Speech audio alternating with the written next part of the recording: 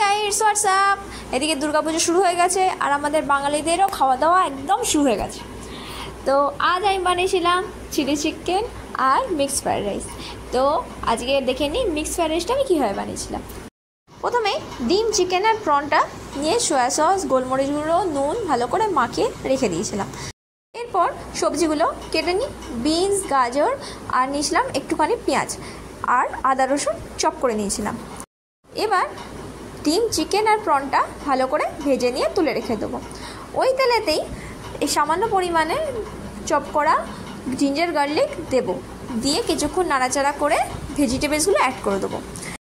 ভেজিটেবলসগুলো ভাজা ভাজা হয়ে গেলে এর মধ্যে ডিম, চিকেন, প্রন ভাজাটা দিয়ে দেবো, দিয়ে 1 চামচ পরিমাণে সয়া সস দেবো, দিয়েই বয়েলড রাইস দিয়ে দেবো।